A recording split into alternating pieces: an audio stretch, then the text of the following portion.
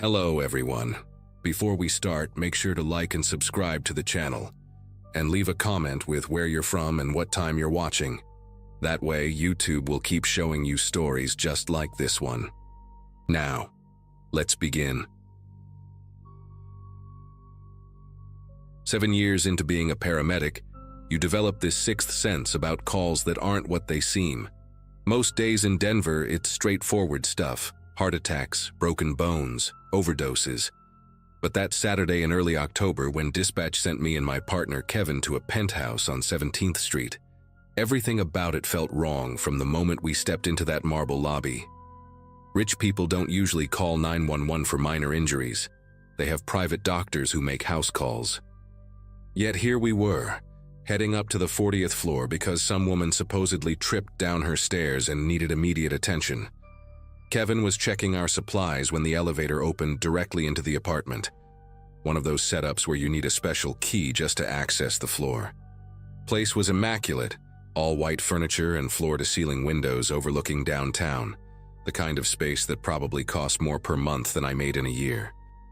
She was sitting on a cream-colored couch, pressing a towel to her forehead, wearing what looked like designer pajamas even though it was past 4 in the afternoon.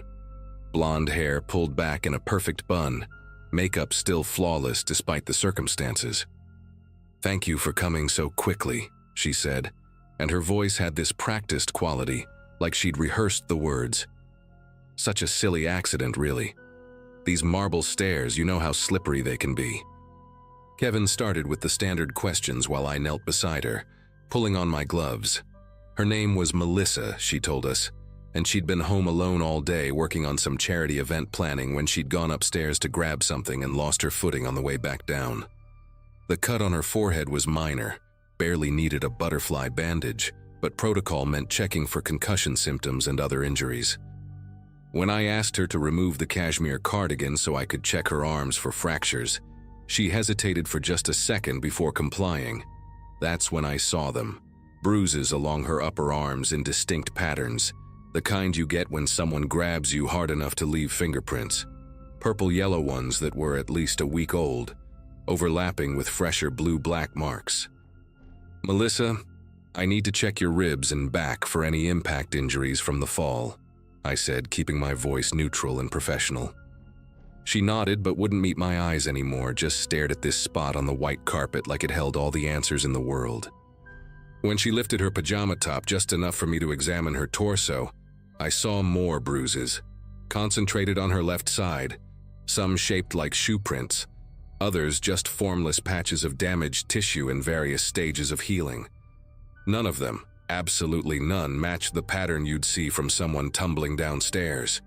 I'd seen enough domestic violence victims to recognize the signs, but before I could formulate how to approach this, she grabbed my wrist with surprising strength. "Please," she whispered, glancing at the elevator. "We need to hurry before he gets home." Right then, the elevator chimed. Kevin and I both turned toward the sound as the doors slid open, revealing a man in a crisp police uniform. He was maybe 40, clean-shaven, built like someone who spent serious time at the gym, and he moved into the apartment with this deliberate confidence that made the air feel heavier. "Everything all right here, honey?" he asked, but he was looking at us, not her. His smile was perfect. Too perfect, like he'd practiced it in front of a mirror, until he got the exact right amount of teeth showing. Melissa's entire body changed. She straightened up, pulled her cardigan back on, and that rehearsed voice returned. "Just a little fall, sweetheart. These nice paramedics are taking wonderful care of me." He walked closer, and I noticed his uniform was impeccable, but something about it seemed wrong. The badge was slightly different from the Denver PD ones I saw every day. The shoulder patches had a weird sheen to them, and his duty belt looked more like something from a costume shop than actual police gear. "Officer Thompson," he said, extending his hand to Kevin first, then to me. His grip was unnecessarily firm, the kind that's meant to establish dominance. "Appreciate you folks coming out, but I think we're all set here. Just a little tumble. Happens to the clumsy one all the time." He laughed, but it was hollow, mechanical, and Melissa joined in with her own forced giggle that made my skin prickle. Kevin was already packing up, ready to leave, but I kept watching how Melissa had positioned herself, subtly putting the coffee table between her and him. "Actually, we need to complete our assessment," I said, pulling out my tablet to fill in the report. "Department protocol for head injuries, you understand." Thompson's smile flickered for just a moment, like a glitch in his performance. He moved around the coffee table and Melissa shifted accordingly, maintaining distance in this horrible dance they seemed to know by heart. Of course," he said, but his hand moved to rest on his belt, right where his gun would be. "Though I'm sure my wife is fine. Aren't you, honey?" The way he said wife had this possessive edge that made me want to get Melissa out of there immediately. I pretended to check something on my tablet while actually switching to our dispatch screen, typing a quick request for verification of Officer Thompson's badge number, which I'd memorized from his uniform. Kevin was giving me looks, clearly wanting to wrap this up and move on to the next call, but I kept stalling, asking Melissa unnecessary follow-up questions about allergies, medical history, anything to buy time. Thompson stood there the whole time, never moving more than a few feet from her, his presence like a weight pressing down on the room. The response from dispatch came through on my screen, and I had to read it twice to make sure I understood correctly. No Officer Thompson in Denver PD. No officer with that badge number. More concerning was the additional note that popped up. This address had been flagged in the system. My partner must have seen my expression change because he stopped packing and really looked at me for the first time since Thompson arrived. I turned the tablet toward him, letting him read the screen while I kept talking to maintain the illusion of a normal call. The flag on the address included a note from last year: domestic homicide, victim female, suspect never apprehended, apartment supposedly vacant since the investigation closed. Kevin's face went pale as he processed this information, and I saw him subtly unclip his radio from his belt. Thompson must have noticed the shift in our energy, because his whole demeanor changed. The fake smile disappeared, replaced by something cold and calculating. "I think you folks have done enough here," he said, stepping between us and Melissa. "My wife needs to rest." But Melissa wasn't looking at him anymore. She was staring directly at me with desperate eyes, mouthing something I couldn't quite catch. Then I realized what she was trying to tell me. She wasn't his wife, she wasn't even supposed to be here, and neither was he. "We're required to transport any head injury for further evaluation," Kevin said, finding his voice and moving closer to Melissa. "Hospital policy after the recent liability issues." It was a lie, but a good one, and Thompson couldn't know our actual protocols. For a moment, the room went completely still, everyone frozen in position like we were waiting for someone to make the first move. Thompson's hand drifted toward his hip again, and that's when I noticed something that made my chest tighten. Dark stains on the white carpet near the stairs, the kind that someone had tried to clean but couldn't quite get out. Old blood, soaked too deep into the fibers to ever fully disappear. Melissa saw me looking and gave the tiniest nod, confirming what I was starting to piece together. This wasn't just a domestic violence situation. We were standing in a crime scene that was supposedly cleared a year ago, with people who shouldn't exist. Kevin had his radio in hand now, speaking clearly into it. "Unit 47 requesting immediate backup at our current location, possible 1054.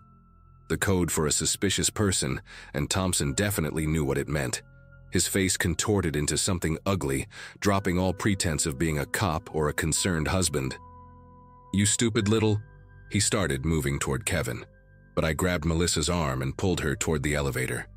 She came willingly, almost desperately, and for the first time, I felt how cold her skin was, unnaturally cold, like she'd been sitting in a freezer. The elevator doors were still open, thank God, and we rushed inside just as Thompson lunged forward. Kevin managed to dodge him and dive into the elevator with us, jamming the close button repeatedly, until the doors finally started sliding shut. Thompson's face appeared in the narrowing gap, no longer human in its rage, and then we were descending. Melissa collapsed against the wall the moment we started moving, and under the elevator's harsh fluorescent lights, I could see what I'd missed before. Her skin had a grayish tinge, her eyes were slightly clouded, and when she breathed, it seemed more like habit than necessity.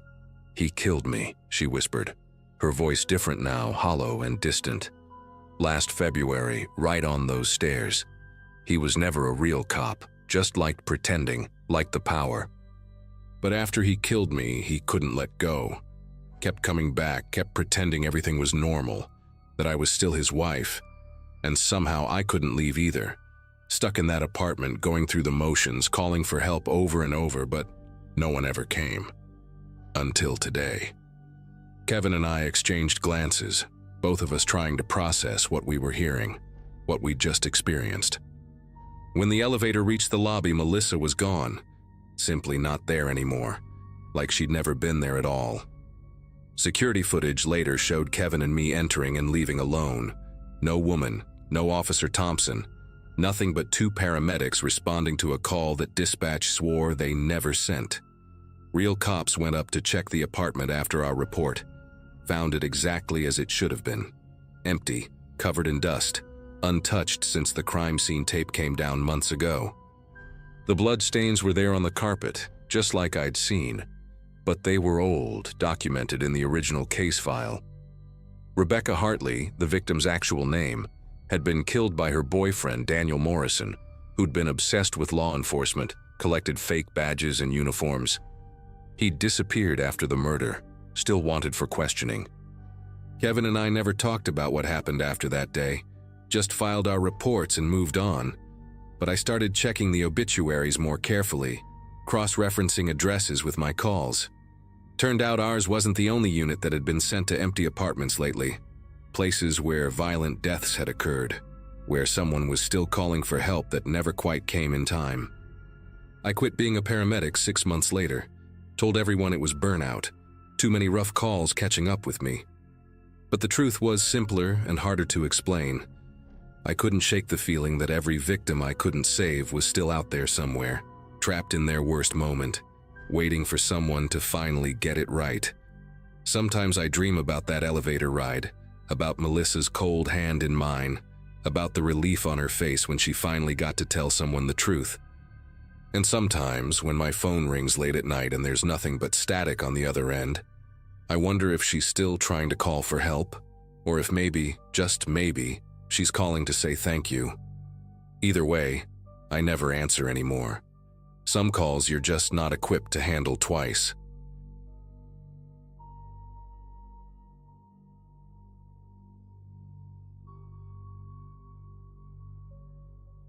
My partner Jamie and I had been running the night shift for nearly 6 years when we got the call that changed everything. It was a Wednesday in early November, around 11:30 p.m., and dispatch sent us to a cardiac arrest at 4827 Willow Court. Nothing unusual about that, except when we pulled up to the small ranch-style house, something immediately seemed wrong. No lights were on, no neighbors standing outside watching, no family member frantically waving us in. Just a dark house with overgrown grass and newspapers piled on the porch. Jamie grabbed the monitor, while I hauled the med bag, and we rushed to the front door, which was unlocked. The smell hit us before we even made it past the threshold, that unmistakable sweetness mixed with decay that told us we were way too late. We found Harold Brennan in his recliner, TV remote still in his hand, clearly gone for at least 24 hours, maybe longer. Standard protocol kicked in and we called it in to dispatch while checking for any signs of foul play. Nothing suspicious, just an elderly man who died alone watching television. What bothered me was how dispatch had gotten the call in the first place. When I radioed back to confirm the DOA, our dispatcher Carla sounded confused. She said the caller had been crystal clear, gave the exact address, said he was having chest pain and trouble breathing. Male voice, older, matched what you'd expect from someone Brennan's age. But here's where it got weird. The phone on the side table next to Brennan's body wasn't even plugged into the wall jack, and when I checked the kitchen phone, same thing, cord wrapped up neat and tucked behind it. Jamie and I figured maybe Brennan had a cell phone somewhere, so while we waited for the coroner, we searched the place. No cell phone, no tablet, nothing. The neighbor, an older woman named Dorothy, who came over when she saw the ambulance, Told us Harold's landline had been disconnected for months after some billing dispute with the phone company.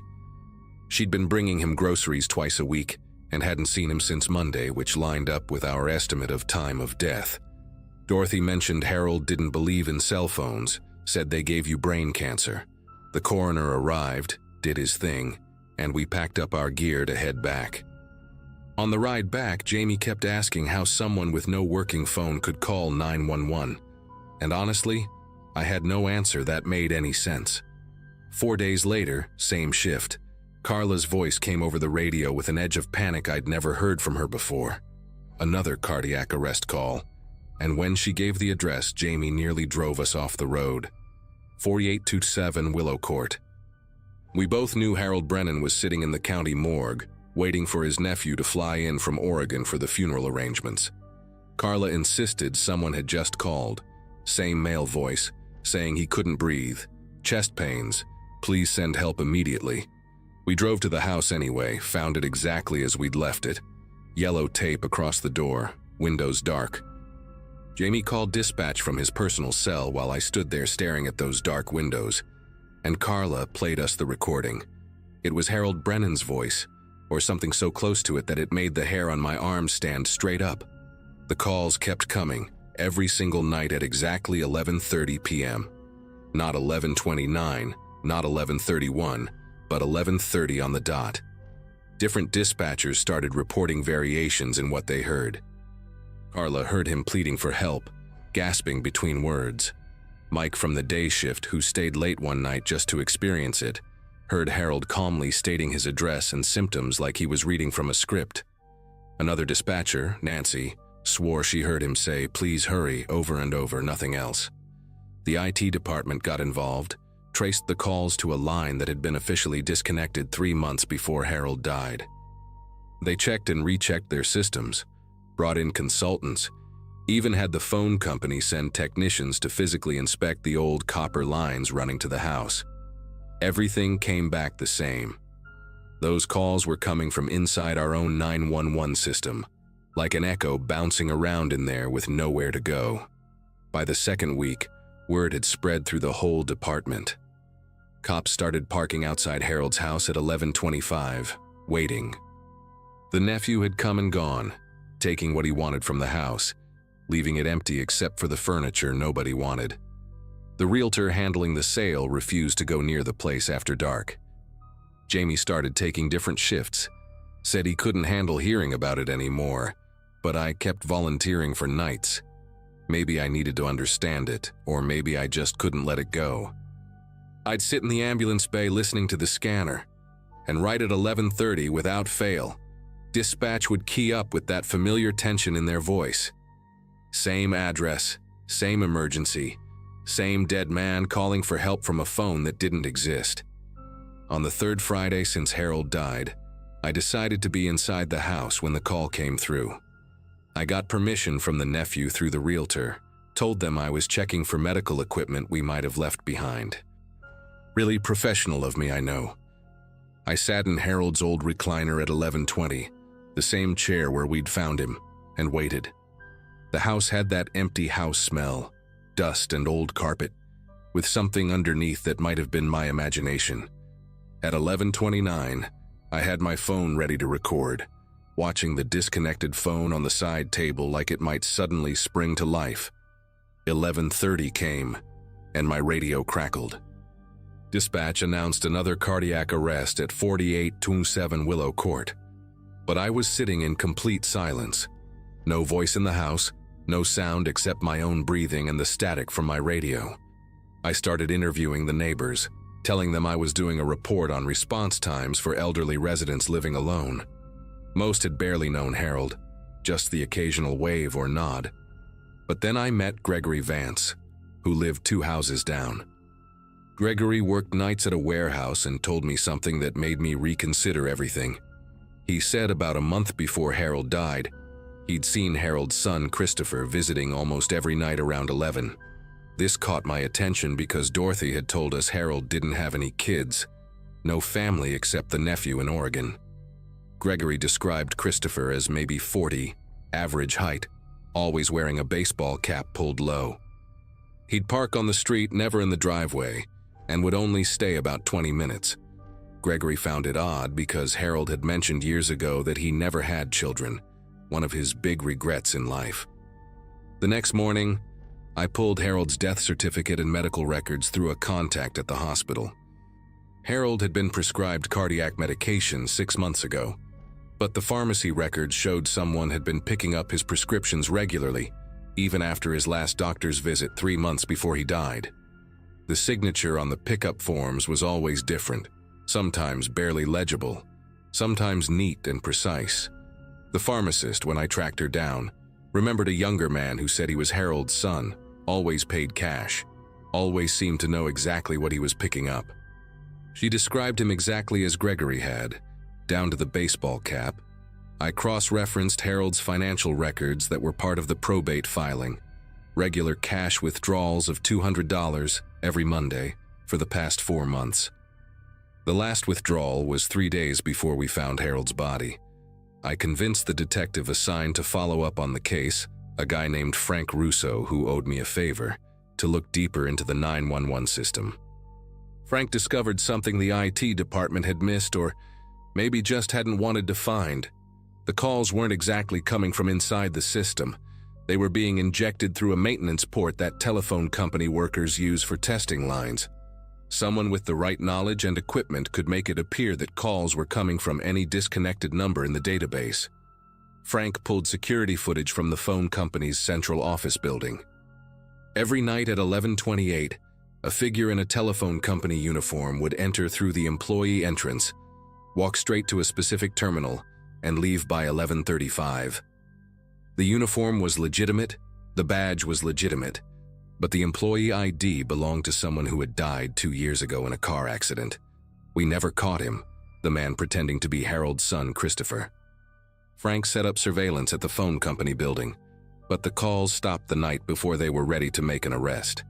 Just stopped, like someone knew we were getting close. The security footage from previous nights was too grainy to make out facial features, and the baseball cap always obscured the face anyway.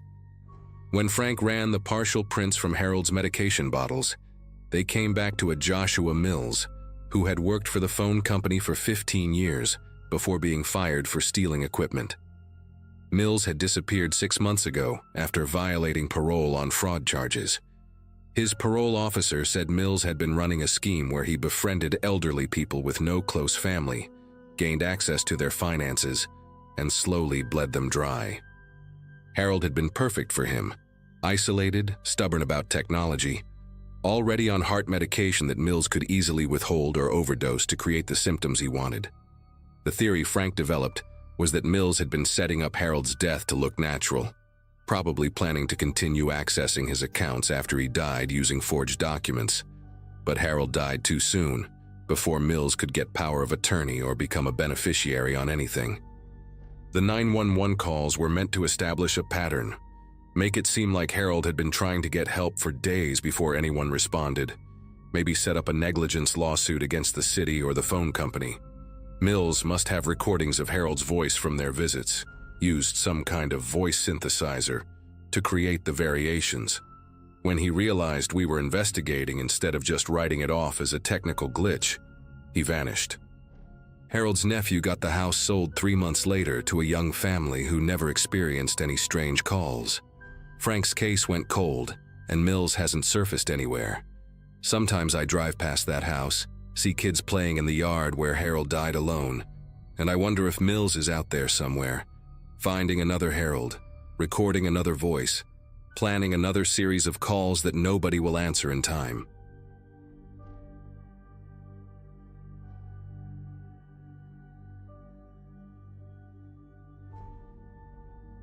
Most nights as a paramedic blend together after a while, but that Tuesday in August still makes me question everything I thought I knew about my job. I'd been pulling 12-hour shifts at Station 47 for about 6 years by then, long enough that the adrenaline rush had faded into routine. My partner Blake had called in sick that night, something about food poisoning from bad sushi, so dispatch paired me with a rookie named Garrett who couldn't have been more than a month out of training. We were sitting in the rig outside a convenience store on Madison Avenue, Garrett nervously drumming his fingers on the dashboard while I scrolled through my phone. When the call came through around 2:30 in the morning. Female voice, calm but strained, reporting a possible fainting at 4827 Rosewood Drive.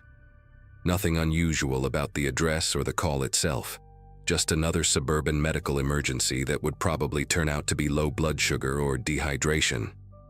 Rosewood Drive sat in one of those neighborhoods where every house looked like it came from the same catalog. Two-story colonials with attached garages and identical mailboxes. Number 4827 stood out only because every light in the house seemed to be on, creating this weird strobe effect through the windows like someone was flipping switches randomly. I grabbed the jump bag while Garrett pulled the stretcher from the back, and that's when I noticed the front door was hanging open about 6 inches, swaying slightly in the breeze. No car in the driveway, no neighbors peering out their windows despite the light show. I announced ourselves loudly as we approached, standard protocol, expecting someone to come rushing out, or at least respond from inside.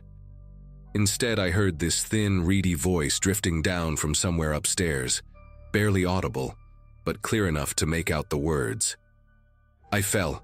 Please hurry," the voice said, female, maybe middle-aged, with this odd flatness to it that made me pick up my pace. Garrett stayed by the door with the stretcher while I headed inside, medical bag slung over my shoulder, calling out that paramedics were coming up. The house had that staged feeling, like those model homes they show to potential buyers. Everything perfectly arranged, but missing any sign someone actually lived there. No family photos on the walls, no shoes by the door, no mail on the hallway table. The lights kept flickering in this rhythmic pattern, every bulb in sync dimming and brightening like the whole house was breathing. I took the stairs 2 at a time, following the voice that kept repeating from what sounded like the master bedroom at the end of the hall. "I fell, please hurry," came the call again, identical to the first time. Same inflection, same pause between words like someone had recorded it and hit replay. The hallway carpet was pristine white, the kind that would show every footprint, but mine were the only marks visible as I moved toward the bedroom door. Each room I passed was empty, not just of people but of furniture. Closets standing open to reveal nothing but bare hangers. The master bedroom door was cracked open, warm yellow light spilling out, and I could hear the voice clearly now, still repeating that same phrase with mechanical precision. I pushed the door wider with my shoulder, already running through possible scenarios in my head. Maybe a stroke victim stuck in a repetitive loop, maybe someone in shock.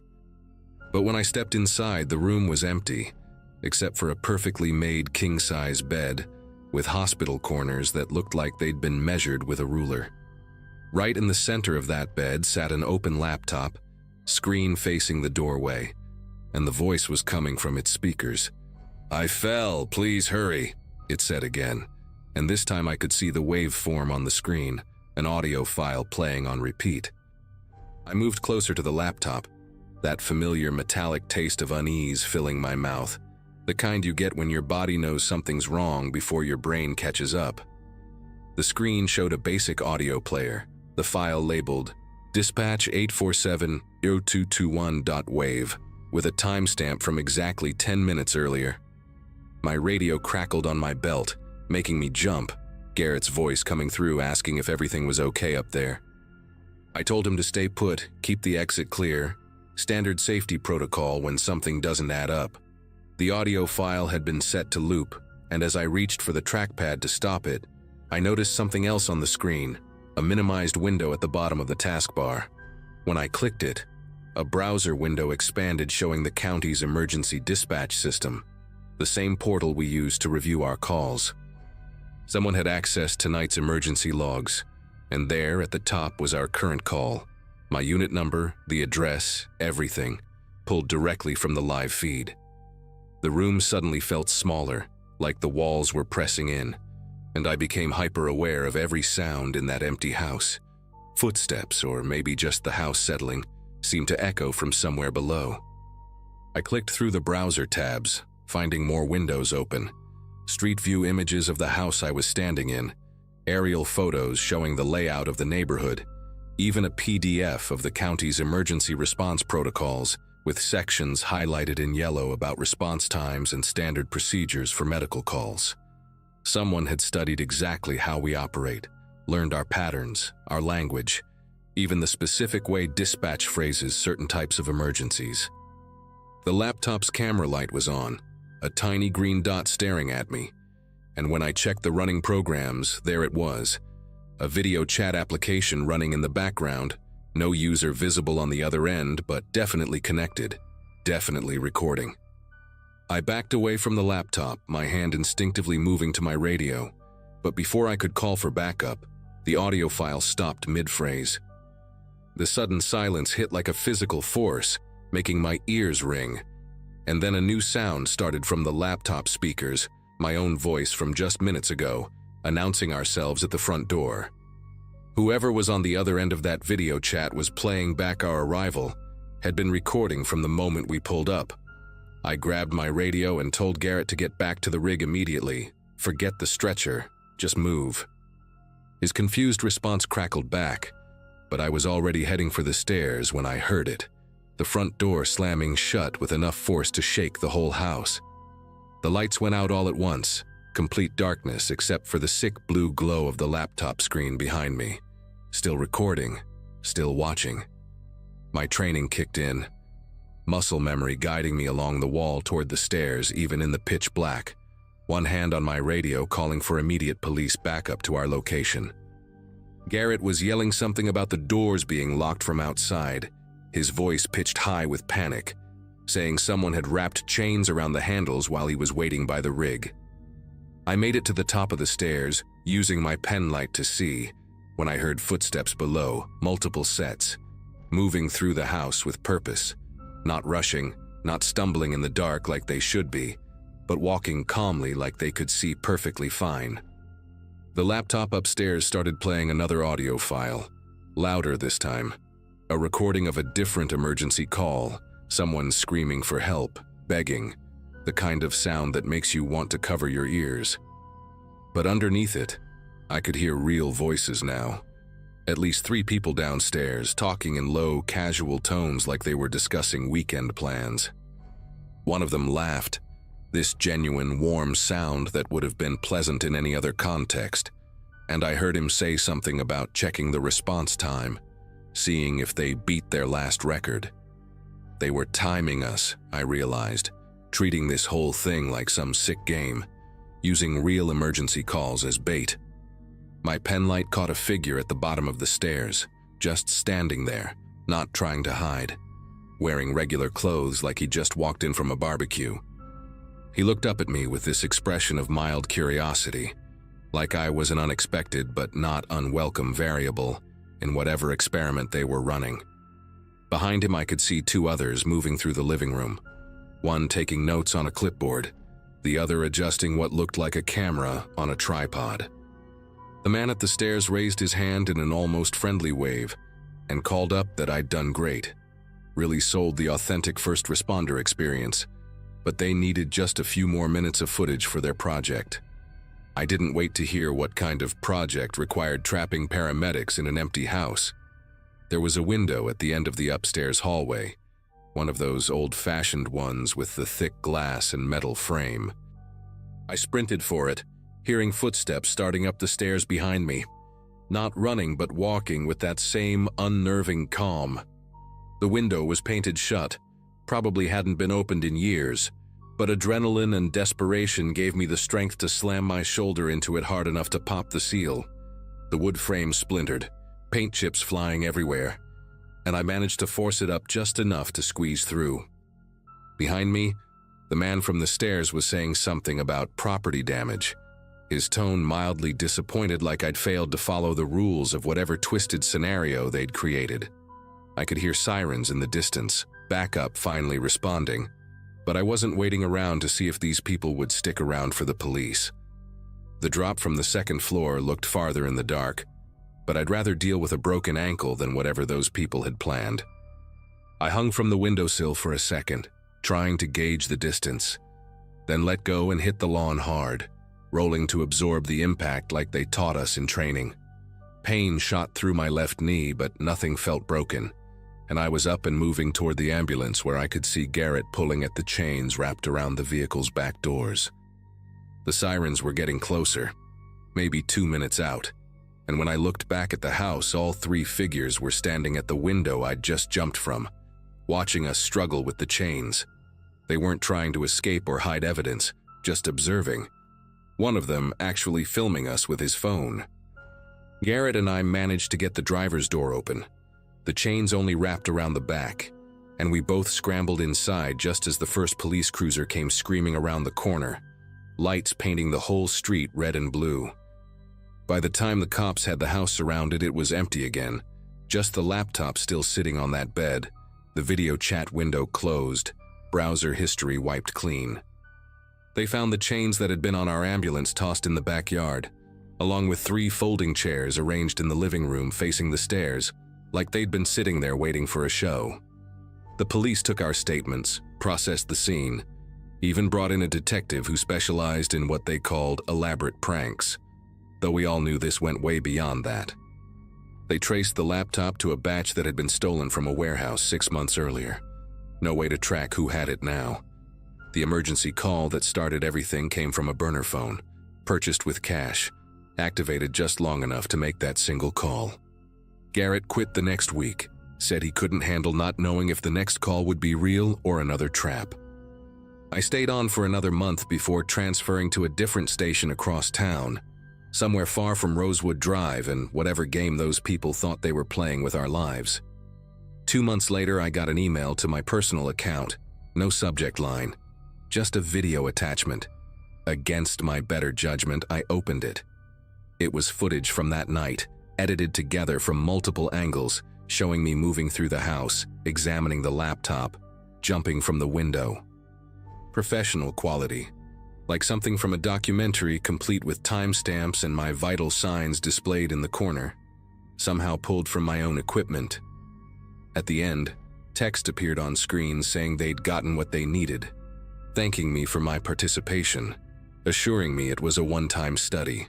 The email address was already deactivated when I tried to reply, and the police said the video had been routed through so many proxy servers they'd never find the source. Still work as a paramedic.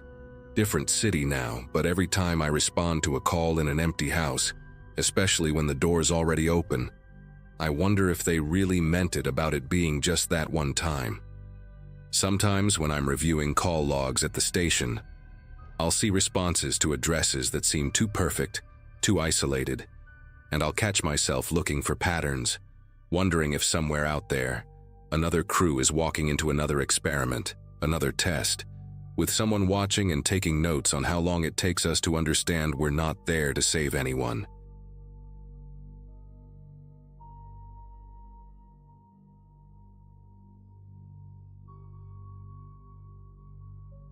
Rural Montana wasn't where I planned to end up after paramedic school, but life has a way of putting you exactly where you need to be, even if you don't realize it until much later. My classmates from 2014 were all chasing trauma center jobs in big cities, while I took the first opening I found, a small station covering 3 counties where the biggest excitement was usually a tractor accident or someone's grandpa forgetting his heart medication. 7 years in, I'd gotten comfortable with the rhythm of it all, the long drives between calls, the familiar faces, the predictable emergencies that let you feel like you were making a real difference. That Thursday night in early September changed everything, made me question whether some calls are meant to be answered at all. My partner Roger had been puking his guts out since dinner, something about bad seafood from the gas station, which left me handling the night shift alone. Dispatch came through around 11:30, with what seemed like a routine call. A young voice, maybe 9 or 10 years old, saying his dad wasn't moving, and he needed help right away. The address put it way out on County Road 47, the old Hawthorne place that had been through maybe a dozen owners since I'd started this job. 45 minutes of driving through farmland that looked exactly the same in the dark, following a GPS that kept trying to route me through roads that didn't exist anymore. When I finally found the property, the mailbox hanging crooked beside a gravel driveway, Every light in the house was off except for this faint yellow glow from what looked like the front room. A boy was standing right there by the gate when my headlights swept across the yard, like he'd been waiting the whole time, perfectly still in a way that kids never are. He had this bowl cut that looked like someone had done it at home with kitchen scissors, wearing a green jacket that hung past his hands and jeans rolled up at the bottom.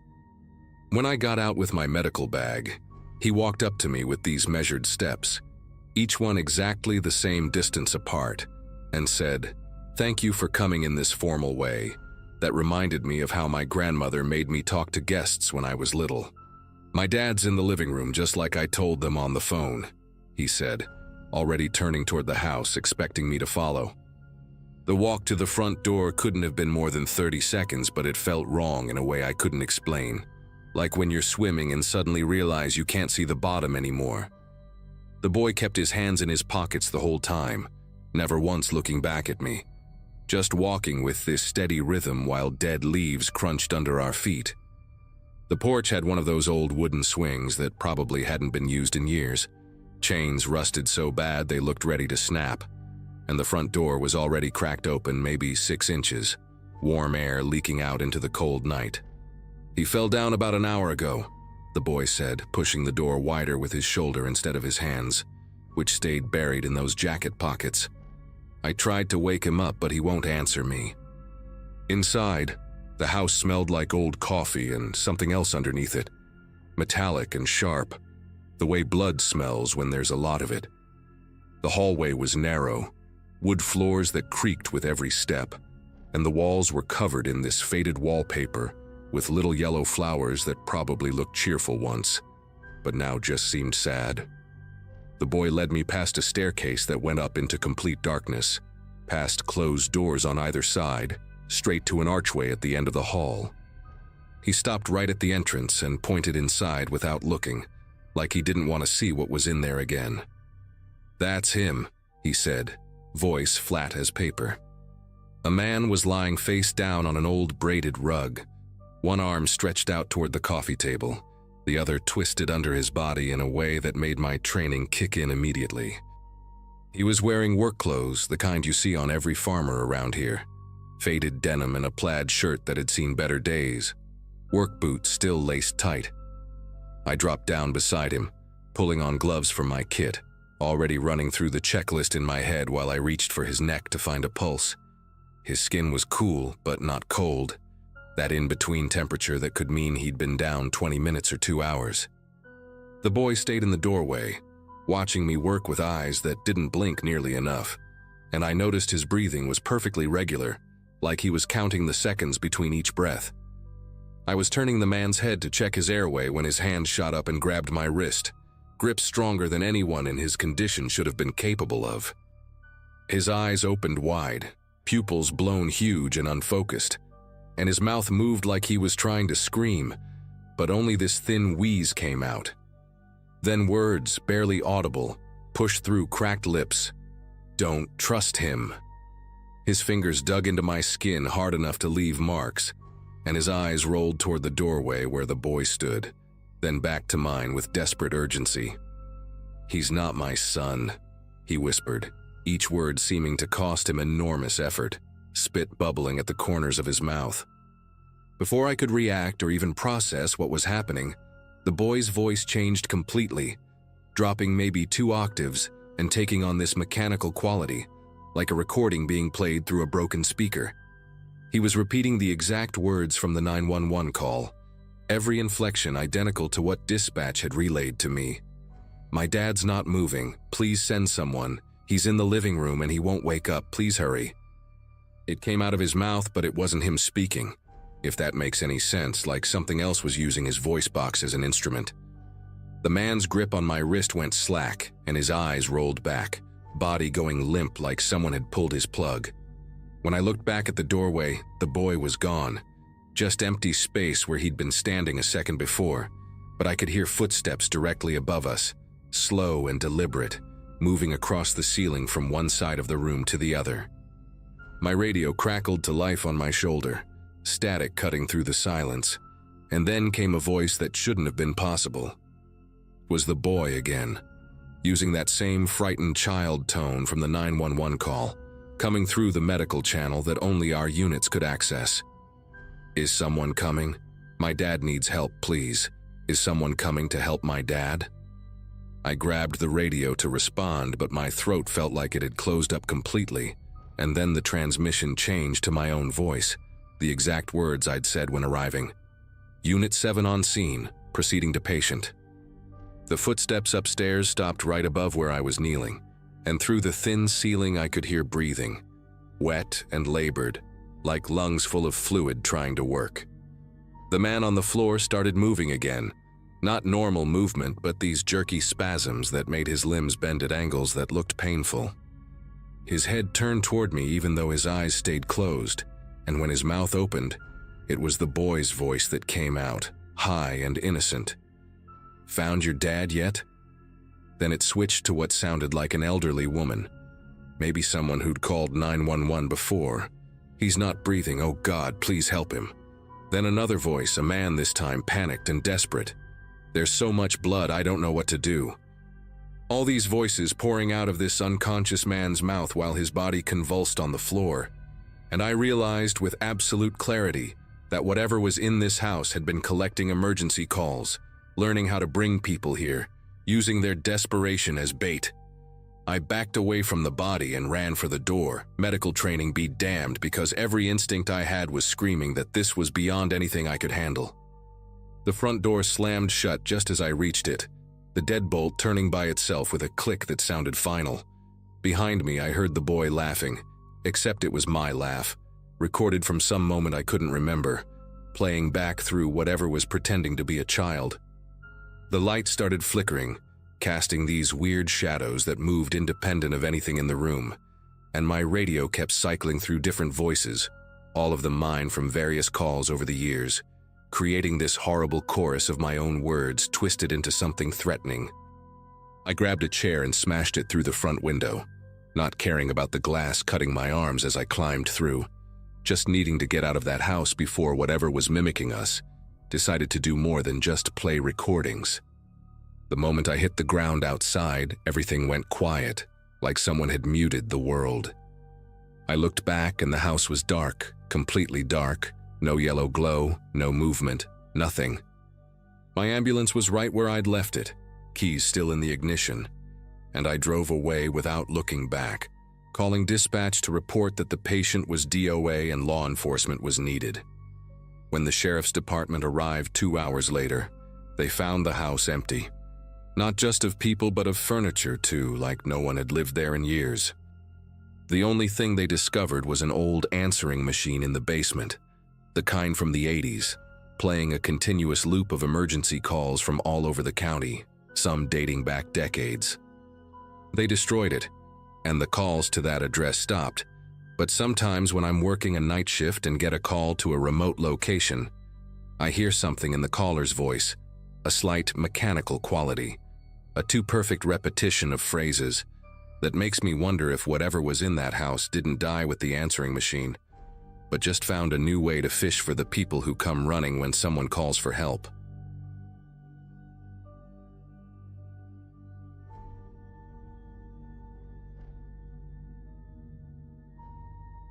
Nobody prepares you for the weight of calling it.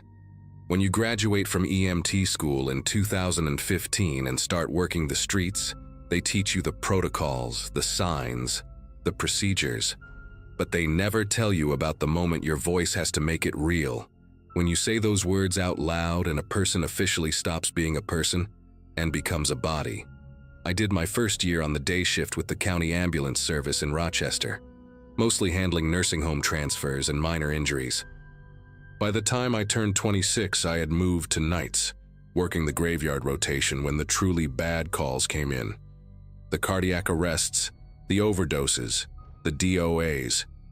That shift where everything happens in shadows and fluorescent hospital lights, where you see people at their absolute worst. I had a decent partner back then, this older guy named Vincent, who had 20 years under his belt and never got rattled. He taught me how to compartmentalize, how to do the job without taking it home, how to call it when someone was gone and move on to the next call.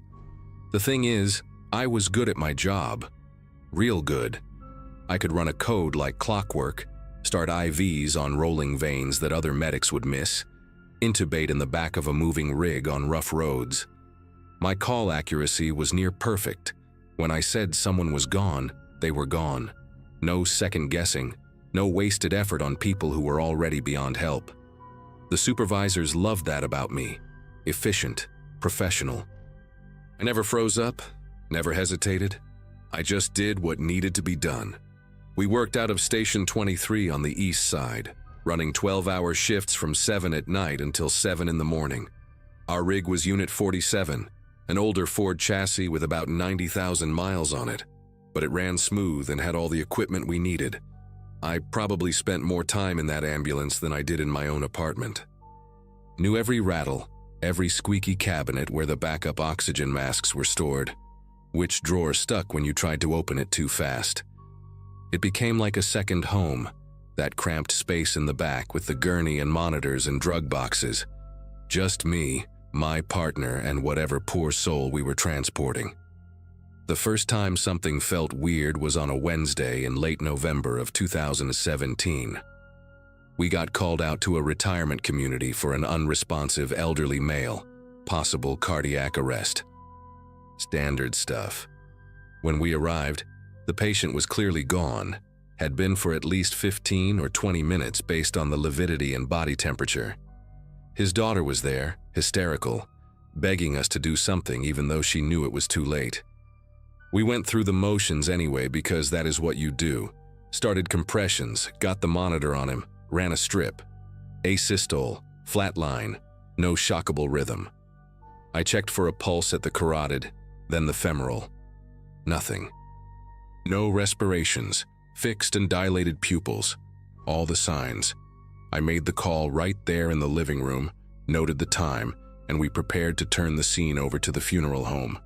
But when we loaded him onto our gurney to wheel him out, Vincent noticed something. The guy's chest was still moving, just barely, these tiny, shallow movements like he was taking the smallest breaths possible. I checked again. No pulse, no heart sounds. But yeah, his chest was definitely rising and falling, maybe 3 or 4 times a minute. Vincent looked at me like I had screwed up the assessment, but I knew what I had checked. That man had been dead. We transported him to the hospital anyway because what else were we supposed to do? And I reported it to the ER doc as a possible agonal breathing, even though it did not fit the pattern. Agonal respirations happen right when someone is dying, not 20 minutes after. The doctor examined him, confirmed no cardiac activity, and declared him dead again at the hospital.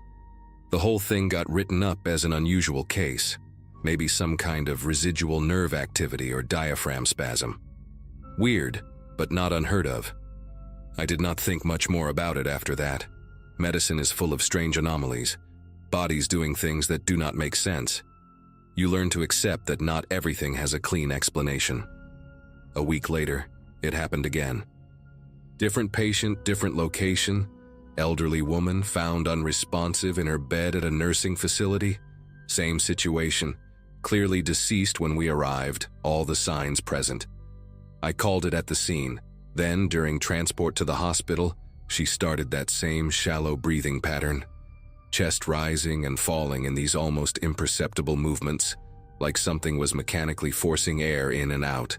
No pulse, no heartbeat, but breathing.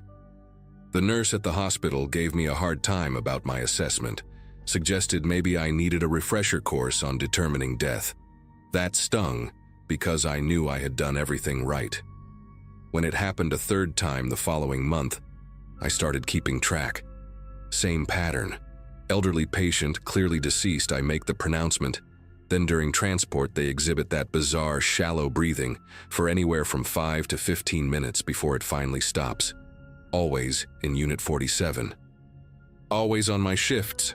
I started wondering if maybe there was something wrong with our equipment, like maybe the ventilator was somehow triggering residual muscle contractions, or the monitor was picking up false readings that made me think they were dead when they were not. But I checked everything.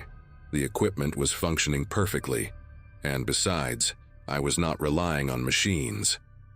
I was doing manual assessments, checking for pulses with my own fingers, listening for heart sounds with my stethoscope, watching for chest rise without any equipment attached. These people were dead. Clinically, legally, medically dead. Yet their bodies kept trying to breathe after I called it. By January, it had happened 6 times. All different patients, different circumstances, but the same unsettling result. I started having trouble sleeping. Not because I was scared exactly, but because I could not figure out what I was doing wrong. Was I calling it too early? Was I missing something in my assessment? But then I would review each case in my head and know, absolutely know, that I had done everything by the book. Vincent retired in February and I got partnered with this younger woman named Allison, who had just finished her paramedic certification. She was eager, asked a lot of questions, wanted to learn everything. I did not mention the breathing thing to her because I did not want to freak her out or make her question my competence.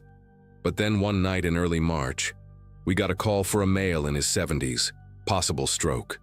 We arrived to find him in his recliner. Unresponsive, no pulse, no respirations. Obvious signs of death, probably been gone for an hour or more based on the rigor starting to set in. I went through my assessment, checked everything twice because Allison was watching, learning. I pronounced him deceased, documented the time as 2:47 in the morning. We loaded him up for transport to the medical examiner. Halfway to the hospital, Allison was in the back doing the paperwork when she suddenly called up to me in the driver's seat. Her voice had this edge to it, confused and a little panicked. She said the patient was breathing. I pulled over immediately, climbed in the back. Sure enough, that same shallow rise and fall of the chest. Allison had her hand on his wrist, searching for a pulse she was not going to find. She looked at me with these wide eyes and asked what was happening. I did not have an answer for her. That incident shook me worse than all the others because now I had a witness. It was not just me seeing things or making assessment errors. Allison had seen it too.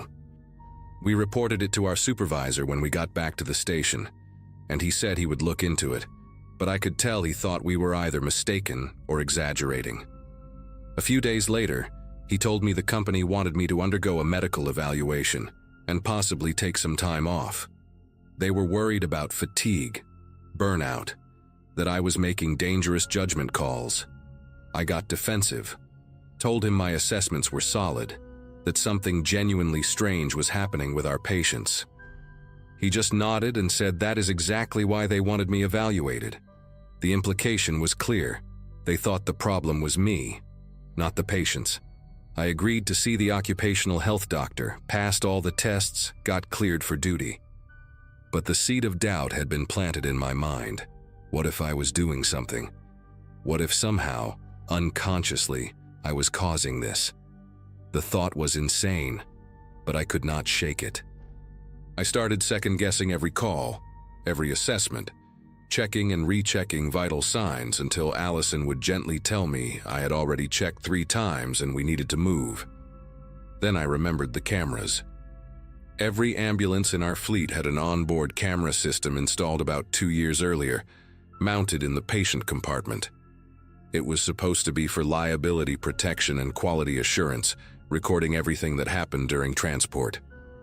The footage was stored on a hard drive at the station, usually only reviewed if there was an incident or complaint. I had never thought to check it before because why would I? But now I needed to know. I needed to see what was actually happening in the back of that ambulance. On my next day off, I went to the station when I knew the supervisor would not be there and accessed the video archive. I pulled up the files from Unit 47, going back to that first case in November.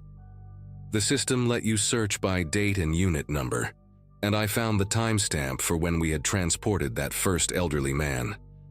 I watched the footage on the small monitor in the supervisor's office, my heart pounding harder than it should have been. The video showed exactly what I remembered. Patient on the gurney, clearly deceased, Vincent doing paperwork while I did my final check. Everything looked normal, routine, professional. Then I saw myself lean down close to the patient's face, checking for breathing. That is when I saw it. My lips were moving. I was saying something, whispering directly over the patient's mouth and nose as I checked for breathing. The camera did not have audio, so I could not hear what I was saying, but I could clearly see my mouth forming words. 2 words, repeated twice. I watched it again, and again. I tried to read my own lips on that grainy footage. It looked like I was saying, "Keep breathing," but that did not make any sense. Why would I say that? I did not remember saying anything. I pulled up the second case, the elderly woman from the nursing facility. Same thing. As I leaned in to check for respirations, my lips moved in that same pattern. 2 words, whispered right into her airway. I checked the third case, the fourth, the fifth, every single one. Every time I pronounced someone dead, I was whispering something to them first. Something I had absolutely no memory of doing. My hands started trembling as I sat there in that dark office, watching myself on camera doing something I could not recall. Something that seemed to correlate directly with these people continuing to breathe after death. I thought maybe I was having some kind of fugue state, some psychological break where I was doing things without conscious awareness. But I felt fine. I felt normal. There was no missing time, no confusion, nothing except this one specific action that I apparently performed over and over without knowing it. I checked the most recent case, the one with Allison present. The footage showed both of us in the back of the ambulance. I watched myself do the assessment, pronounce the patient deceased, and then as I did my final check for breathing, leaning down close, there it was again, my lips moving in that same whispered pattern. Allison had been right there, less than 3 feet away, filling out paperwork on the clipboard. She had not noticed me saying anything. After I straightened up, the timestamp showed about 6 minutes passing where nothing happened. Then the patient's chest started that shallow rising and falling. Allison noticed it, called out, and I climbed back to check. On camera, you could see the confusion on both our faces, the way we kept checking for vital signs that were not there. The breathing continued for another 8 minutes before finally stopping completely. I sat back in that chair and tried to process what I had just seen. There was no rational explanation for this. I was somehow causing dead people to keep breathing by whispering words I did not remember saying. Words that, according to the lip reading I could make out, were literally telling them to keep breathing. The worst part was not even the impossibility of it. The worst part was that I had no idea how long I had been doing this. I had been a paramedic for years before these cases started getting noticed. How many other patients had I done this to without anyone realizing it? I copied the relevant footage onto a flash drive, my hands shaking so badly I could barely work the keyboard. I knew I had to report this, had to show someone, but who would believe me? More importantly, what would happen if they did believe me? Would I be fired, arrested, committed? I had no explanation for what I was doing or why. That night, I could not bring myself to go home. I drove around the city for hours, replaying everything in my mind, trying to remember even a single instance of whispering those words. Nothing. It was like watching a stranger who happened to look exactly like me. When my shift started at 7, I showed up early and requested an immediate meeting with the operations manager and the medical director. I brought the flash drive and played them the footage without any explanation first. They watched in silence as I showed them case after case of me, whispering to deceased patients. The medical director asked me what I was saying in the videos. I told him the truth, that I did not know, that I had no memory of speaking at all, but that it appeared to be the words, "Keep breathing." Then I showed them the aftermath footage, the patients exhibiting respiratory activity well after being pronounced dead. The room went quiet for a long time. Finally, the operations manager asked if I had been taking any medications, if I had any history of sleepwalking or dissociative episodes. I said no to everything. The medical director wanted to know if this was some kind of joke or prank. I told him I wished it was. They placed me on immediate administrative leave pending a full investigation. I was not allowed to work any shifts, was not allowed in any company vehicles, had to surrender my credentials and access badge. They said it was for my own safety and the safety of patients, standard procedure for something this unusual. I understood, but it felt like my entire identity was being stripped away. Being a paramedic was not just what I did. It was who I was. Walking out of that station knowing I might never come back destroyed something in me. For the next 3 weeks, I heard nothing. No calls, no emails, no updates on the investigation. I spent most of that time in my apartment, barely eating, barely sleeping, just trying to understand what had happened to me. I started researching online, looking for similar cases, anything that might explain unconscious vocalization or psychological conditions that could cause someone to speak without awareness. I found nothing that fit. Then one morning, I got a call from the medical director asking me to come back to the station for a meeting. When I arrived, there were 2 people I did not recognize sitting in the conference room with him.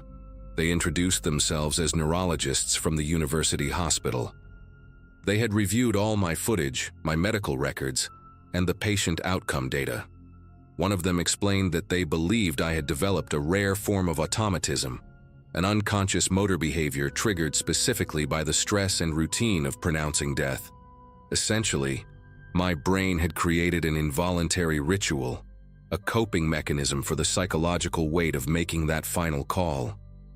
The words I was saying, "keep breathing," were likely a subconscious manifestation of anxiety about making the wrong determination, a safety check my mind performed without my conscious participation. As for why the patients actually kept breathing afterward, they had a different theory. They believed it was never really happening at all, not the way I thought. They explained that confirmation bias and hypervigilance had made me hypersensitive to any tiny movement or artifact that could be mistaken for breathing. The slight settling of tissues, residual air escaping the lungs, even vibrations from the moving ambulance could create the illusion of chest rise. Because I was unconsciously anxious about my pronouncements, I was seeing breathing where there was none, and that perception was being reinforced by my ritualistic whispering. Allison, seeing it too, was explained as the power of suggestion, me directing her attention to movements that she then interpreted as I did. It sounded reasonable when they explained it.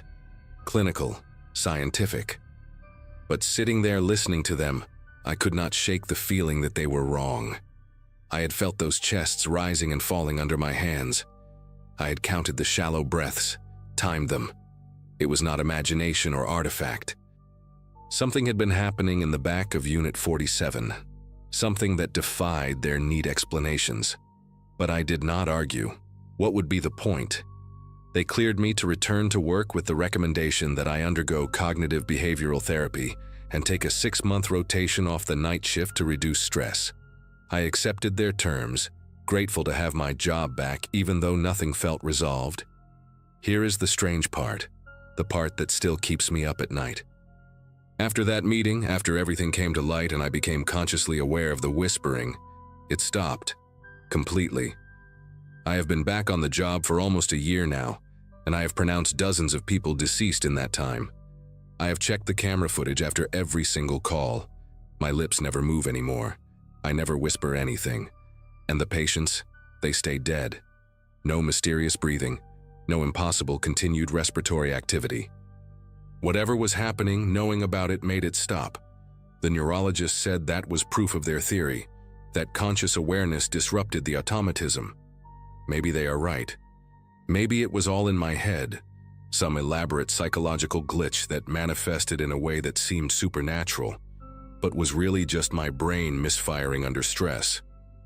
Or maybe something else was going on, something I was doing without knowing it, and the moment I became aware, whatever door I had accidentally opened got closed. I still work out of Station 23. They reassigned Unit 47 to another crew, gave me a newer ambulance. I pass my old rig in the bay sometimes and wonder if it was the vehicle or if it was me.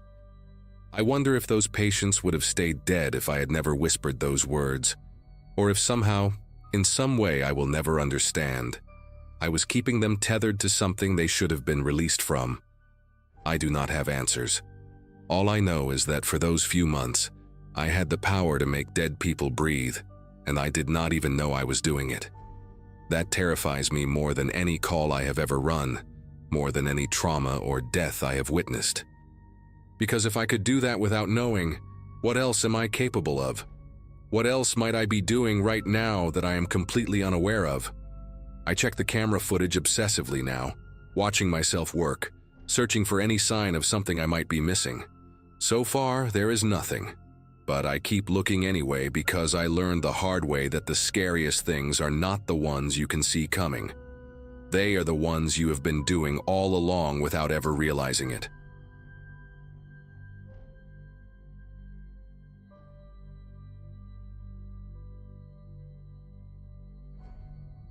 Anyone who tells you they've seen the worst humanity has to offer has probably never worked EMS in a major city. I'm Jenna. Been riding ambulances in Philadelphia for 6 years now since graduating the academy right after my 24th birthday. The job changes you in ways you can't explain to people who've never done it. You learn to compartmentalize, to separate the person screaming in front of you from the person you go home to at night. Most days I was good at that. Most days I could clock out, drive my beat-up Jeep Cherokee back to my apartment in Fishtown, and leave the sirens behind. But after the highway pileup in late November 2022, something in that system broke. 15 vehicles, thick fog rolling off the Delaware, and by the time we arrived it looked like a war zone, metal twisted into shapes that shouldn't exist, and the sounds coming from inside those cars still wake me up sometimes. We lost 9 people that night despite everything we tried. The last one was a college kid named Troy, maybe 19, trapped in the backseat of his friend's sedan with the roof caved in around him. He kept asking if his girlfriend was okay, kept repeating her name even as we worked to extract him. "Tell Amy I love her, please, just tell Amy." Those were his last words before his vitals crashed and we lost him on the way to Temple University Hospital. The first time I heard his voice again, I thought I was losing my mind. It was 3 weeks after the pileup, middle of a Wednesday afternoon shift. We were responding to a domestic disturbance call on Spring Garden Street, nothing unusual, and as my partner Corey drove, I was checking our supplies in the back. That's when I heard it, clear as if someone was sitting right next to me. "Tell Amy I love her, please, just tell Amy." Same desperate tone, same crack in his voice on the word please. I spun around so fast I nearly knocked over the med kit, but there was nobody there. Just me and the rattling equipment and the wail of our siren cutting through traffic. Corey noticed me acting weird, asked if I was okay, and I lied and said I was fine. What was I supposed to tell him? That I was hearing dead people? I convinced myself it was stress, maybe PTSD finally catching up with me. The department had offered counseling after the pileup, but I'd waved it off like an idiot, thinking I was tougher than that. By the time we finished the domestic call and headed back to the station, I'd almost talked myself into believing it was just my brain misfiring, a random auditory hallucination brought on by exhaustion and too much coffee. But then it happened again, and again. Over the next 2 weeks I heard Troy's voice 4 more times, always during calls, always the same exact phrase. Then I started hearing others from that night. A woman named Diane who'd been in the minivan whispering, "My babies are in the back," over and over. An older man whose last words were just "Martha, Martha" in this broken, confused way that made my chest hurt. It was always crystal clear, never muffled or distant, and it only happened when I was working. Never at home, never during my days off, only in the ambulance or at accident scenes. I started keeping a small notebook in my pocket, writing down every time it happened, trying to find a pattern. December 13th, heard Diane during a cardiac arrest call in Kensington. December 16th, heard the older man while transporting an overdose patient. December 20th, heard Troy again on our way to a construction accident. There was no logic to it, no connection between the current calls and what I was hearing. My partner Corey definitely noticed something was wrong by then. He'd catch me staring at nothing, or flinching at sounds he couldn't hear. I started making excuses, saying I wasn't sleeping well, which wasn't exactly a lie. Then came the night of January 4th. We were parked outside a Wawa on Aramingo Avenue, grabbing coffee during a rare quiet moment around 11 in the evening. Corey was inside and I was sitting in the driver's seat with the engine running, scrolling through my phone and trying not to think about the voices. That's when I heard something completely different. A man's voice, panicked and rapid, speaking what I thought might be Spanish at first, but the rhythm was wrong. It wasn't Spanish. The words tumbled over each other in desperation, and I couldn't understand a single one, but the terror in his tone was unmistakable. Ajutatsima varogchineva, ajutatsima. Over and over, getting more frantic. I sat there with my coffee cup halfway to my mouth, every muscle in my body going rigid. This wasn't Troy or Diane or any of the others from the pileup. This was someone new, and unlike the previous voices that felt like echoes of the past, this one felt immediate, present, like it was happening right now. I checked my watch without really knowing why. 11:14 in the evening. The voice kept going for maybe 20 seconds, then cut off abruptly mid-word, and the silence that followed felt heavy and wrong. Corey came back to the ambulance maybe 30 seconds later, holding 2 coffees and complaining about the line inside. I must have been staring straight ahead because he asked me again if I was all right, and I opened my mouth to tell him what I just heard when our radio crackled to life. Dispatch calling all available units to a vehicle accident on Castor Avenue, approximately 2 miles from our location. Single car wrapped around a utility pole, possible fatality. The timestamp on the call was 11:15, 1 minute after I'd checked my watch. 1 minute after that voice had cut off. My hands went cold gripping the steering wheel, and Corey was already radioing back our response, asking me why I wasn't moving yet. I snapped out of it and hit the lights, pulling out of the parking lot faster than I should have. The whole drive there, my mind was racing, trying to tell myself it was coincidence, that there was no possible way those things were connected. We arrived at the scene to find a gray Toyota Camry, accordioned around a wooden pole, the front end completely destroyed. Fire department was already there working to extract the driver. When we finally got him out and onto our stretcher, he was already gone. Mid-40s, construction vest still on, and according to his wallet, his name was Adrian Popescu. The police officer helping us said he'd been heading home from a late shift when he apparently swerved to avoid something in the road and lost control. I didn't sleep that night. Couldn't. I sat at my kitchen table until sunrise with my laptop open, searching variations of the phrases I'd heard. It took me almost an hour, but I finally found it. Romanian. Ajutați-mă, vă rog cineva, ajutați-mă, meant, help me, please, someone, help me. Adrian Popescu was a Romanian name. I must have read that translation 50 times, feeling sicker with each repetition. The voices from the pileup, I could rationalize those as trauma, my brain replaying memories in warped ways. But this was different. I had never met Adrian Popescu, never responded to any calls involving him before that night.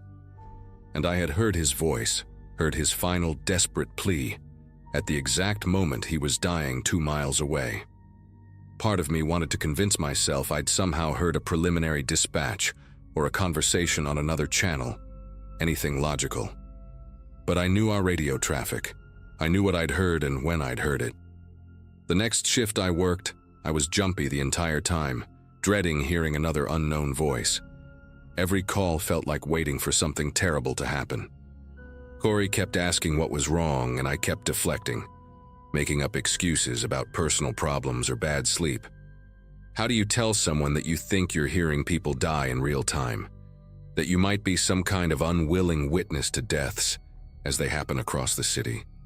It happened again 5 days later. Friday evening, we were restocking supplies at the station when I heard a teenage girl's voice, high and terrified, screaming, "Dad, watch out, Dad!" Just those words, repeated 3 times, then nothing. I checked the time immediately. 7:32. Told Corey I needed air and went outside, pacing by the ambulance bay with my phone in my hand. Waiting. The call came through at 7:35. Multi-vehicle accident on Interstate 95 southbound. Multiple injuries reported. We responded along with 2 other units, and when we got there, it was chaos. A pickup truck had rear-ended a sedan at high speed, pushing it into the concrete barrier. The driver of the sedan was dead at the scene. His daughter, 16 years old, was in the passenger seat with severe injuries but alive. She was hysterical, kept saying she'd told him to watch out, that she'd seen the truck coming. I worked on her in the back of the ambulance while Corey drove, and the whole time I felt like I might throw up. This girl was crying next to me, alive, traumatized, and I had heard her voice 3 minutes before impact. Not after. Before. Or during. At the exact moment her father was dying and she was screaming for him to react. I saved her life that night. Or at least I kept her stable until we reached the hospital, but I couldn't shake the feeling that I'd been some kind of ghost listener to her worst moment. That's when I made the mistake of going to the police. I thought maybe if I could help, if I could use this horrible thing to prevent accidents or at least get emergency services there faster, then maybe it would mean something. I went to the 5th District Station on Sunday, my day off, and asked to speak with someone about the recent accidents. They connected me with a detective named Wallace, this tired-looking guy maybe in his 50s with gray at his temples. I tried to explain without sounding completely insane. Told him I was a paramedic who'd been experiencing something strange, that I'd been hearing things before accidents happened, that I might be able to help identify patterns. He listened patiently, took notes, asked me specific questions about times and locations. I gave him everything I had. The Adrian Popescu case, the father and daughter on Interstate 95. Even mentioned the pileup from November, though I framed it as the origin of some kind of intuition I'd developed. Wallace seemed genuinely interested, said he'd look into it and asked me to call him if it happened again. I left feeling like maybe I'd done the right thing, like maybe this curse or gift or whatever it was could serve some purpose. That optimism lasted exactly 4 days. Wallace called me on Thursday afternoon while I was off duty, asked if I could come back to the station. His tone was different, more formal, and when I arrived there was another detective with him, a woman named Ortiz who introduced herself from Internal Affairs. They sat me down in an interview room, and that's when everything shifted. Wallace started asking pointed questions about how I knew details about accidents before they were publicly reported, whether I had police scanner access beyond standard EMS channels, whether I had any connection to the victims or their families. Ortiz asked about my work schedule, whether I'd been experiencing any mental health issues, whether I was taking any medications. It dawned on me halfway through that they didn't think I was psychic or helpful. They thought I was involved, maybe causing accidents or at minimum had some insider knowledge about them. I tried to explain again, tried to make them understand, but the more I talked, the worse it sounded. A paramedic who somehow knows about fatal accidents minutes before they're reported?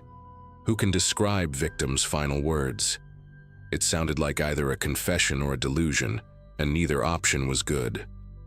They let me go after 2 hours but told me not to leave the city, that they'd be in touch. I drove home shaking, not from fear of being arrested because I knew they had nothing concrete, but from the realization that I was completely alone in this. The voices continued.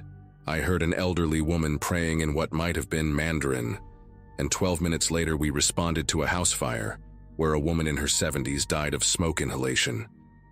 I heard a young man saying, "I'm sorry, Mom, I'm so sorry," and 7 minutes later there was a motorcycle accident on Broad Street. Each time I heard someone new, I'd check my watch, write down the time, and wait for the inevitable call. I stopped reporting anything to Wallace or the police, stopped talking about it at all. Corey eventually stopped asking what was wrong with me, and I could tell he'd started requesting shifts with other partners when possible. I didn't blame him. I was becoming unreliable, distant, jumping at sounds nobody else could hear. The department made me see their counselor after I had what they called a panic attack during a routine transfer, though it was really just me hearing a man's voice begging in broken English while we were transporting a stable patient to a nursing home. The counselor diagnosed me with PTSD and recommended a leave of absence. I refused. If I wasn't working, if I wasn't in the ambulance, would I still hear them? Would they die and I wouldn't know? The thought of that felt worse somehow. Like I was the only witness to these final moments and abandoning my post would make their deaths even more meaningless. The breaking point came on a Wednesday night in late March. We were finishing up a shift, heading back to the station around midnight, when I heard multiple voices at once. Not one person, but several, overlapping and frantic. A woman shouting something about her baby, a man yelling coordinates or an address I couldn't quite make out, a child crying, all of it happening simultaneously in my head, this horrible chorus of panic that made me pull the ambulance over on the side of Lehigh Avenue because I couldn't see straight. Corey was yelling at me, asking what was happening, and I couldn't answer because the voices were so loud, so immediate. Then they stopped. All at once. Complete silence. I checked my watch with trembling fingers. 12:07 in the morning. We sat there for maybe 90 seconds before the radio exploded with traffic. Major structure fire on Allegheny Avenue. Multiple victims reported. All units respond. We were among the first to arrive. An apartment building, 4 stories, fully engulfed. Fire department was pulling people out and we were triaging on the street, and it was exactly like the pileup all over again except worse, because some of these people were children. We worked through the night. 5 people died in that fire, including a 6-month-old baby and her mother who'd been trapped on the 3rd floor. I went home that morning, didn't bother trying to sleep, and made a decision. I couldn't keep doing this. Not the job, not the voices, not any of it. I called the department administrator and told them I was taking that leave of absence after all, effective immediately. They didn't argue. I think everyone had been waiting for me to break. The first week off was the hardest because I kept expecting to hear something, kept waiting for that terrible intrusion of someone's dying words. But there was nothing. Silence. Complete, ordinary silence. I went grocery shopping, cleaned my apartment, took walks around the neighborhood and heard nothing but normal city sounds. Car horns, conversations, dogs barking. No voices. No final pleas in languages I didn't understand. It was like whatever connection had formed that night during the pileup, whatever circuit had been burned into my brain, only worked when I was actively in that role. When I was a paramedic responding to emergencies. Away from the ambulance, away from the sirens and the radio traffic, I was just a regular person again. The relief was so intense it made me cry, just sitting on my couch on a Friday afternoon, crying because I could exist without being a conduit for other people's deaths. I never went back to EMS. I know that probably sounds like I gave up or ran away, and maybe I did. But I couldn't step back into that ambulance knowing what might start again. The department processed my resignation in May, and I found work doing medical billing from home, something quiet and removed from emergency medicine. Detective Wallace called me once more in June, said they'd closed their inquiry into me, that there wasn't enough evidence of anything except maybe some lucky guesses and stress-related incidents. He didn't apologize, but his tone suggested he felt bad about how it had all gone down. I thanked him and hung up and never heard from him again. Some nights I still think about all those voices, wonder if I really heard them, or if my mind just convinced itself of an impossible pattern during the worst period of my life. The timing was too precise to be coincidence, but the alternative is accepting something I don't have words for. What I do know is this: I haven't heard a single voice since I left that job, and I check the Philadelphia accident reports compulsively every morning to make sure. People are still dying in this city every day in terrible ways, but I'm not connected to it anymore. Whatever that connection was, whether it was trauma or something else entirely, it needed me to be in that role to exist. I'm just Jenna now, not Paramedic Castellano from Unit 12. And the silence, the beautiful ordinary silence, is something I'll never take for granted again.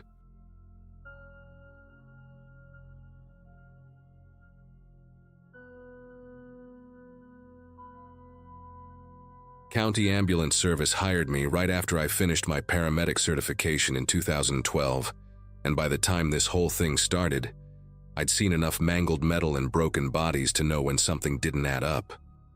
Route 34 outside of Bakersfield had always been one of our problem areas, the kind of rural stretch where people drove too fast and paid too little attention. But there was this specific section between mile marker 18 and the old grain elevator that seemed to collect accidents like a magnet. My partner, Ethan Briggs, who'd been running calls since before I was even thinking about this career, had this habit of going completely silent whenever dispatch sent us out there. He'd just grip the wheel a little tighter and stare straight ahead, and after enough shifts together, I learned not to ask why. The calls always came in during those dead hours between 2 and 4 in the morning, always single vehicle collisions, always loss of control on a perfectly straight section of road. The first time the pattern really registered in my brain was a Tuesday in March of 2018. Dispatch crackled through at 2:47 in the morning with the usual information. Single vehicle accident. Possible fatalities. Route 34 near mile marker 18. Ethan and I rolled out with lights blazing, cutting through the empty darkness of farmland on both sides. When we got there, a silver Dodge pickup was wrapped around a telephone pole like someone had folded it in half, driver's side completely destroyed. The guy inside was already dead. No amount of intervention was going to change that. A state trooper was on scene, young guy who looked like he might throw up any second, and he kept repeating that the driver must have been doing 70 or 80 to hit that hard. But the road was straight as an arrow at that point. No curves, no potholes, no deer or debris, nothing. The skid marks told the story, though. The driver had suddenly jerked the wheel hard to the right, like he was swerving to avoid something directly in front of him. Except there was nothing there to avoid. 2 months later, it happened again. Same stretch of road, same time of night, 3:12 in the morning on a Friday in May. A red Toyota Camry this time, rolled 3 times according to the debris field, came to rest upside down in the drainage ditch. Young woman, maybe early 20s, still breathing when we got there, but barely. We worked her for 20 minutes on scene before loading her up and hauling toward the hospital, but she didn't make it. Ethan was the one who pointed it out to me as we were cleaning the rig afterward, his voice low and careful, like he was testing how I'd react. He said the Camry had gone off the road within maybe 30 feet of where the pickup hit back in March. Same side of the road, same sudden veer to the right, same inexplicable loss of control on a straight section with perfect visibility. I told him it was probably just a bad spot in the pavement, maybe an optical illusion with the road lights, something logical. But even as I said it, I didn't really believe it. And from the way Ethan just nodded and didn't argue, I could tell he didn't believe it either. The third accident sealed it for me. July 2018, a Wednesday night that was actually early Thursday morning, 2:33 when the call came through. By the time we pulled up with our light bar painting everything in red and white, I already had this sick feeling in my gut. White Ford Explorer, single vehicle, driver and passenger both dead on impact. The vehicle had veered right and hit the same telephone pole that the pickup had destroyed back in March. They'd replaced the pole, but you could still see the scarring on the ground where the old one had been. This time, though, I started looking around while the state police did their investigation. And that's when I noticed it. Maybe 20 yards up the road on the right shoulder. A small white cross, the kind families put up as roadside memorials. It was half sunk into the mud and weeds, old enough that the paint was peeling and the plastic flowers zip-tied to it had faded to almost nothing.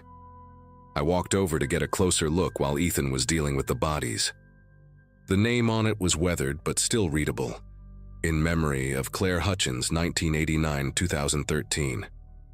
I did the math in my head. Whoever Claire was, she'd died 5 years before our first call to this spot, and she'd been only 24 years old. I didn't mention the cross to Ethan right away because part of me felt stupid for even thinking it mattered. Memorials are everywhere on rural roads, marking every tragedy that's happened over the years, and it didn't necessarily mean anything that one was near our accident cluster. But I couldn't stop thinking about it during my days off. I ended up going to the county library and digging through their newspaper archives on the microfiche machine, feeling like some conspiracy theorist hunting for patterns that didn't exist. It took me about 2 hours of scrolling through 2013 editions before I found the article. Local woman dies in single vehicle accident on Route 34. Claire Hutchins had been driving home from her shift at a packaging plant, lost control of her vehicle at approximately 2:50 in the morning and struck a utility pole. The article was brief, maybe 3 paragraphs, the kind of tragic story that gets buried on page 6 and forgotten within a week. But what made my chest tighten was the detail about the investigating officer noting that there were no skid marks, no evidence of braking, just a sudden veer off the roadway for no apparent reason. The exact same thing we were seeing now. After that, I started keeping a notebook in my gear bag. Every time we got called to Route 34, I'd write down the exact coordinates from our GPS unit, the time of the call, the weather conditions, the make and model of the vehicle, everything I could think of. Ethan noticed me doing it after the 4th accident in September. A blue Chevy Tahoe with a family of 3 inside. Only the youngest kid survived, 5-year-old boy who kept asking for his mom while we worked on him in the back of the ambulance. Ethan didn't ask what I was documenting. He just gave me this look that said he already knew and he approved. When I showed him my notes a week later during a slow shift, we spread everything out on the break room table and just stared at it.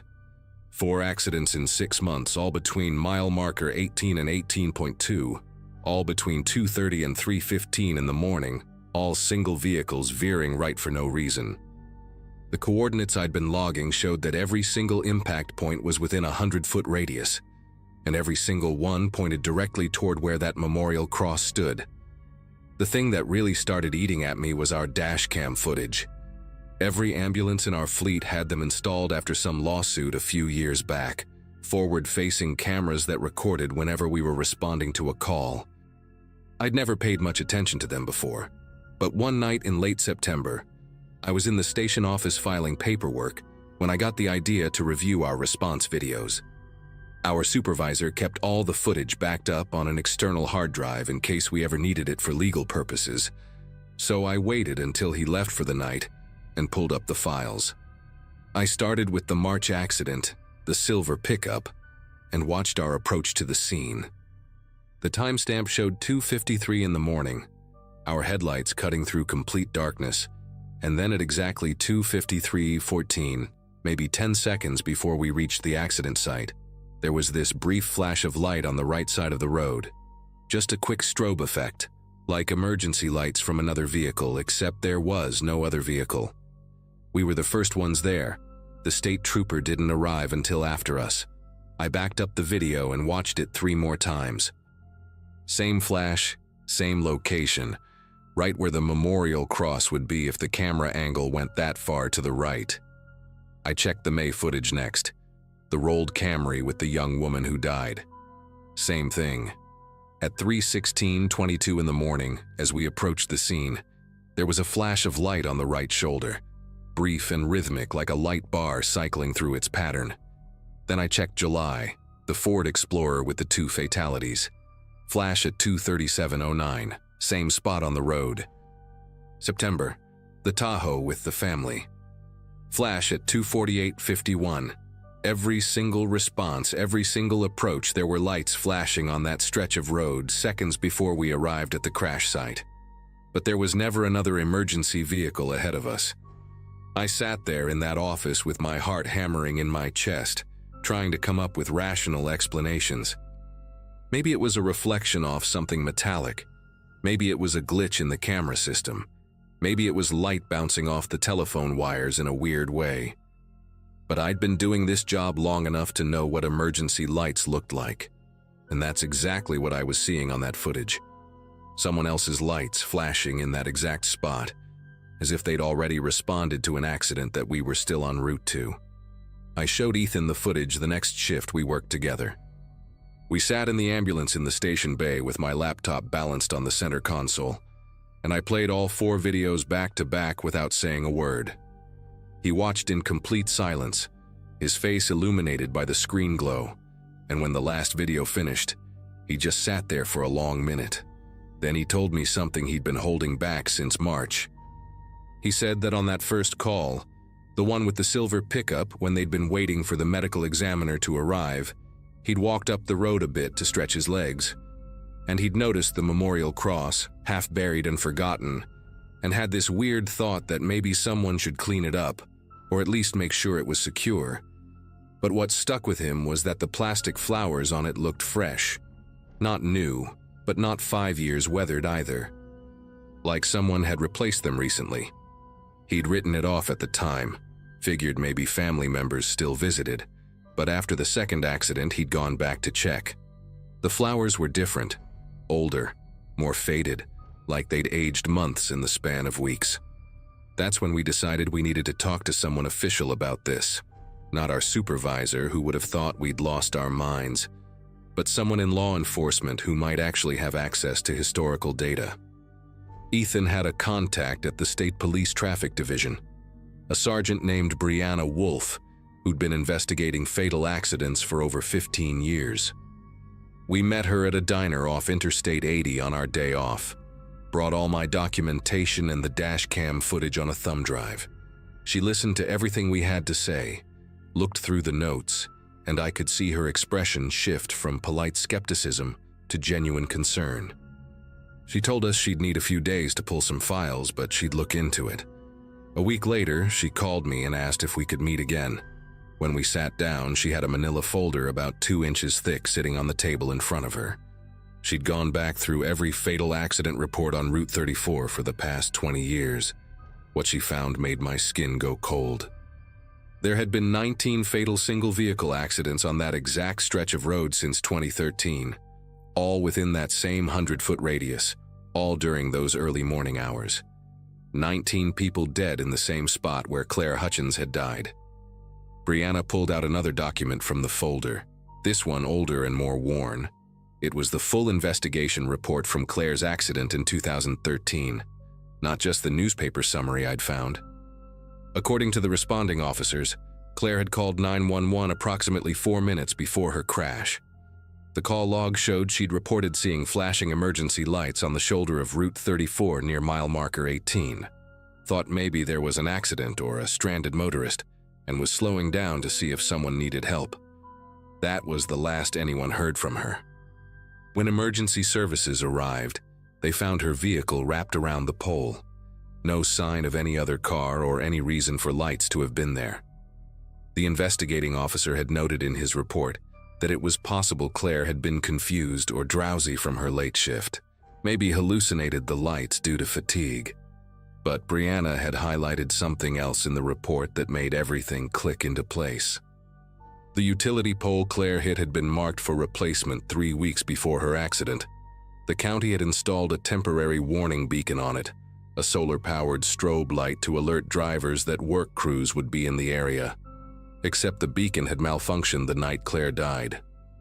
It had gotten stuck in a loop, flashing erratically, and because it was solar-powered and positioned right at eye level for approaching drivers, it created this disorienting strobe effect that could make you lose your sense of depth and distance. Brianna explained that after Claire's death, the county removed the pole and the beacon, did the utility work, and everyone moved on. But here's what nobody had accounted for. That malfunctioning beacon had been mounted at the exact height and angle where modern LED light bars sit on emergency vehicles. And for drivers approaching from the west during those early morning hours, when you're tired and the road is empty and dark, your brain could still register an afterimage or a reflection pattern in that spot, especially if you were already primed to look for it because of the memorial cross. She'd brought in a traffic psychology expert who explained it to her, something called highway hypnosis combined with expectation bias. Drivers would see the cross, their subconscious would register it as a danger marker, and in that vulnerable state of late-night driving, their minds would fill in what they expected to see. Emergency lights, another accident, something to avoid. They'd swerve right, overcorrect, and lose control. The dashcam footage showing those flashes was likely lens flare from our own light bar, reflecting off the metal markers on the shoulder, but our brains interpreted it as separate lights because we expected to see an accident. We were literally creating the pattern we were trying to respond to. Brianna had already contacted the county highway department, and they agreed to remove the memorial cross and install proper warning signs and rumble strips along that section. They were also going to improve the shoulder lighting and add guardrails to prevent vehicles from hitting the utility poles. The county finished the work in December of 2018, They moved Claire's memorial to the cemetery where she was actually buried, installed reflective warning signs a quarter-mile before that section of road, and put in those rumble strips that shake your whole car if you drift toward the shoulder. They also replaced every utility pole in that area with breakaway models that collapse on impact instead of acting like solid walls. It's been over 6 years now, and we haven't responded to a single fatal accident on that stretch of Route 34. A few fender benders, one DUI who hit the guardrail and walked away with bruises, but nothing like what we saw in 2018. Ethan retired 2 years ago, moved to Arizona to be near his daughter, and we still text sometimes. He told me he drives past that section whenever he visits, just to see the new signs and know that it worked. I still work for county ambulance, still run calls on Route 34, and sometimes during those quiet early morning hours, I'll slow down near mile marker 18 just to remind myself that the mind can be more dangerous than anything supernatural.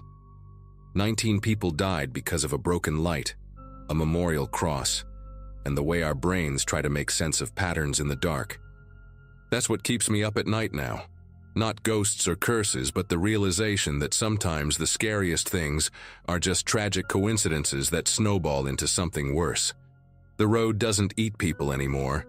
We fixed it. But I'll never forget how close we came to just accepting it as bad luck and moving on.